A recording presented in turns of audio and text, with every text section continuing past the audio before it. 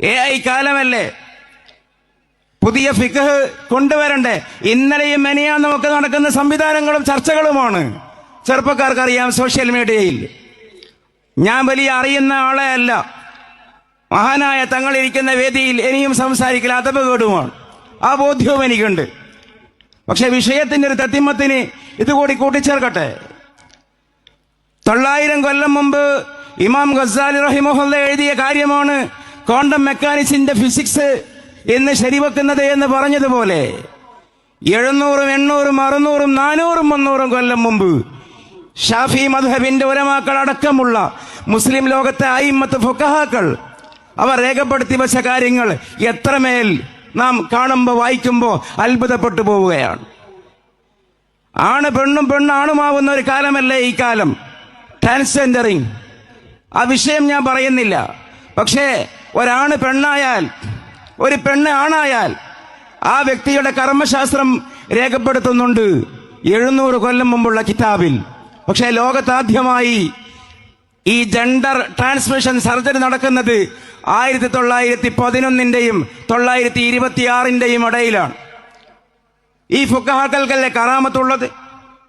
700 കൊല്ലങ്ങൾക്ക് ശേഷം ഭൂമിയിൽ നടക്കുന്ന ഒരു കാര്യത്തിന്റെ കൃത്യമായ മസാല, ഒരു ആൺ പെണ്ണായ ട്രാൻസ് വുമണിന്റെ നിയമം എന്താണ്, ഒരു പെണ്ണ് ആണായാൽ ട്രാൻസ്മാന്റെ നിയമം എന്താണ്? 916-ന്റെയും 926-ന്റെയും ഇടയിലാണ് ഇങ്ങനെ ഒരു സർജറി ലോകത്ത് നടക്കുന്നത്.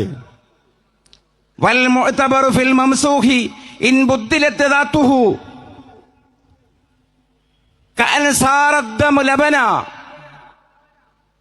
രക്തം പാലാകുന്ന മാതിരി സ്വത്തം തന്നെ മാറുകയാണെങ്കിൽ മംസൂഹിന്റെ കാര്യത്തിലുള്ള, ട്രാൻസ്ജെൻഡറിന്റെ കാര്യത്തിലുള്ള നിയമം അസ്ലുഹു, എങ്ങനെയാണോ പ്രസവിക്കപ്പെട്ടത് ആ രൂപമാണ്.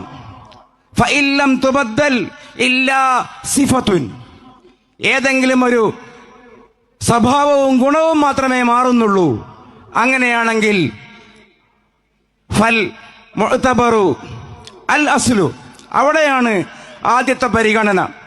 എങ്ങനെയാണോ പ്രസവിച്ചത് അതേപോലെ, കാരണം സിഫത്തെ മാറിയുള്ളൂ. അതേസമയം ഇൻ ബുദ്ധിരത്തെ ദാത്തുഹു, ദാത്ത് തന്നെ മാറുകയാണെങ്കിൽ, ഏതുപോലെ കഅൻ സാറദ്ദമു ലബന, അങ്ങനെയാണെങ്കിൽ അവിടെ പരിഗണനീയം ഫൽ മുഅ്തബറു അൽ മംസൂഹു ഇലൈഹി, എന്തിലേക്കാണോ മാറിയത് അതാണ് പരിഗണിക്കപ്പെടേണ്ടത്. അതല്ലേ അവിടെയുള്ള ഉദ്ധരണി ഇബാറത്ത്. ഇത് ലോകത്ത് സാക്ഷാത്കാരം നേടിയത് എപ്പോഴാ? 600 കൊല്ലത്തിന് ശേഷം. അവരോട് ആരാണിത് പറഞ്ഞു കൊടുത്തത്? യന്ത്രങ്ങൾ ഉപയോഗിച്ചുകൊണ്ട് സംസാരിക്കാമെന്ന്. വിമാനങ്ങളിൽ സഞ്ചരിക്കുന്ന കാലം, സ്പേസ് എക്സിനെ കുറിച്ച് മനുഷ്യൻ ചിന്തിക്കുന്ന കാലം, അതിവേഗതയിൽ, ചെടുതി വേഗതയിൽ ദൂരങ്ങളെ താണ്ടിത്തള്ളുന്ന കാലം. ആ കാലത്ത് നബവി ഇമാമിന്റെ ഒരു ഇബാറത്ത് ആലോചിച്ച് നോക്കൂ.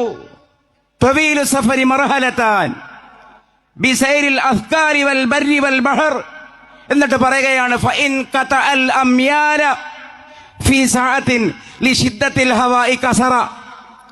എങ്ങനെ അത് സാധിക്കുന്നത്? 2 മർഹലയാണ് ജമ്മു കസറിന്റെ പരിധിയെങ്കിൽ അത് വ്യത്യസ്തമായ യാത്രകൾ പറയുകയാണ്. ബിസൈരിൽ അസ്കാരി വൽ ബർരി വൽ ബഹർ. ശേഷം പറയുന്നു ഇനി ഈ മൈലുകൾ മുഴുവനും ഫഇൻ ഖതഅൽ അംയാല ഫീ സഅത്തിൻ, ഒരു നാഴിക നേരം കൊണ്ടാണ് ആ 2 മർഹല, ആ മൈലുകൾ താണ്ടിത്തള്ളുന്നത് എങ്കിലും കസറാക്കാം. ലിശിദ്ദത്തിൽ ഹവാ, വായുവിന്റെ കാഠിന്യവും വേഗതയും കൊണ്ട്. അത് ഫ്ലൈറ്റിനെ കുറിച്ചായിക്കൂടെ? എങ്ങനെയാണ് അദ്ദേഹം അത് മനസ്സിലാക്കിയത്? അതിന്റെ ശാരീരികങ്ങൾ എഴുതി വലൗ ഫീ ലഹ്ളത്തിൻ, ആ മൈലുകൾ, കിലോമീറ്റർ താണ്ടിത്തള്ളുന്നത് ഒരു നിമിഷം കൊണ്ടാണെങ്കിലും കസ്ർ ചെയ്യാം. ഞാനതിന്റെ മസലയല്ല ഈ ബഹുവന്യരായ മഹാപണ്ഡിതന്മാരെ ഒപ്പമിരുത്തി പറയുന്നത്, ഞാനതിന് അനർഹനാണ്. പക്ഷേ അങ്ങനെ ഒരു ആലോചന എങ്ങനെ അവരുടെ തലയിലേക്ക് വന്നു? ഒറ്റ കാരണമേയുള്ളൂ. കിതാബ് രചിച്ചു കൊണ്ടിരിക്കുമ്പോ വിളക്കണഞ്ഞപ്പ് എഴുതുന്ന മഷി എഴുതുന്ന പക്ഷിയുടെ ചിറക് കൊണ്ട് അല്ലെങ്കിൽ ഏതെങ്കിലും മരത്തിന്റെ ആണി കൂർപ്പിച്ചിട്ടുള്ള തൂലിക എഴുത്താണികൾ. നബി ഇമാം കിതാബ് എഴുതുമ്പോ വിളക്ക് കെട്ടപ്പോ ആ എഴുത്താണി കത്തി എന്നാണ് യഹ്യ ഇബ്നു ശറഫ് നബവി റഹിമഹുല്ലാ.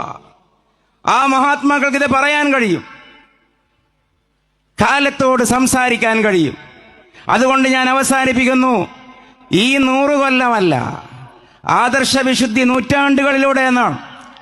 കഴിഞ്ഞ 14 കൊല്ലം നൂറ്റാണ്ടുകൾ മാത്രമല്ല, ഈ നൂറ്റാണ്ട് എന്നുമല്ല, ഇനിയും നൂറ്റാണ്ടുകളിലൂടെ കടന്നുപോയാലും ഈ ഫിഖ് ശബ്ദിച്ചുകൊണ്ടേയിരിക്കും. നവവി ഇമാമിന്റെ മിൻഹാജ് ശബ്ദിച്ചുകൊണ്ടേയിരിക്കും. ഗസാലി ഇമാമിന്റെ ഇഹിയ ശബ്ദിച്ചുകൊണ്ടേയിരിക്കും. തഹാഫത്തുൽ ഫലാസിഫ ശബ്ദിച്ചുകൊണ്ടേയിരിക്കും.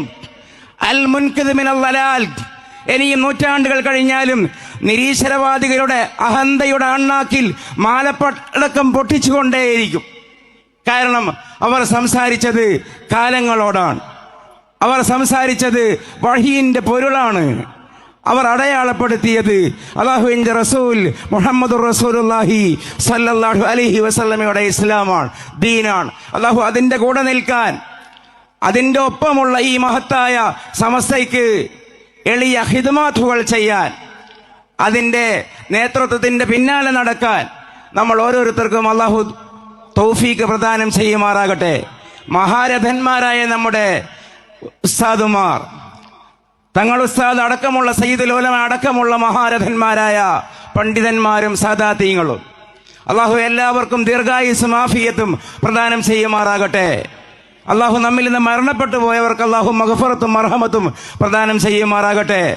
ഞാൻ പറഞ്ഞതിൽ ഏതെങ്കിലും തെറ്റുണ്ടെങ്കിൽ, അല്ലെങ്കിൽ അങ്ങനെയല്ല ഇങ്ങനെയാണെന്ന് അഭിപ്രായമുണ്ടെങ്കിൽ ബഹുമാനപ്പെട്ട ഉസ്താദുമാര് തിരുത്തിത്തരണമെന്ന് കൂടി അപേക്ഷിച്ചുകൊണ്ട് ഞാൻ എൻ്റെ വാക്ക്